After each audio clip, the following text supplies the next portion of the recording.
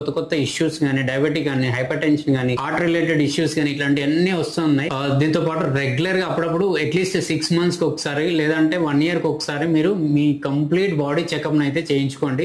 Most important ఇప్పుడున్న రోజుల్లో. ఒకప్పుడు ఏం లేకపోయినా కూడా మనం లైఫ్ లీడ్ చేసినాం కదా, 70 years 100 years అని చెప్పొచ్చు. అప్పుడున్న వెదర్, అప్పుడున్న కండిషన్స్ వేరు, ఇప్పుడు ప్రజెంట్ మనం ఉన్న కండిషన్స్, మనం ఉన్న వెదర్స్ రిపోర్ట్స్ అనేది కంప్లీట్ గా వేరు. మన బాడీకి ఫుడ్ ఎంత రిక్వైర్మెంట్ ఉంటుందో అంత ఫుడ్ మాత్రమే తీసుకోండి. ఎక్కువ తీసుకుంటే కనుక అదంతా కూడా కన్వర్ట్ అయ్యి వేస్టేజ్, మన బాడీలో ఉన్న ఆర్గాన్స్ ని డిస్టర్బ్ చేస్తుంది. సో మీరు ఎక్కువ ఫుడ్ అనేది తీసుకోకండి. మీకు ఎంత కన్జ్యూమ్ అవసరం ఉందో అంతే తీసుకోండి. ప్రతిదీ తినొచ్చు, ఏదైనా కూడా లిమిటెడ్ గా తినండి. లిమిటెడ్ గా తింటే ఏది కూడా హానికరం ఉండదు. సో నేను ఫైనల్ గా చెప్పొచ్చేది ఏంటంటే, మనం ఉన్న ఆర్గాన్స్ ని మనమే జాగ్రత్త చూసుకోవాలి. ఫైనల్ గా అన్ని డామేజ్ అయిన తర్వాత మీరు హాస్పిటల్కి వెళ్ళినాక ఏమీ చేయలేదు, మీ డబ్బు ఎన్ని ఖర్చు పెట్టినా కూడా మీరు మళ్ళీ మీ ఎర్లియర్ లైఫ్ ని అయితే లీడ్ చేయడానికి అయితే అవకాశమే లేదు. ఉన్నప్పుడే మీరు జాగ్రత్తగా మీ లైఫ్ ని హెల్దీగా లీడ్ చేయండి. Stay healthy and stay safe.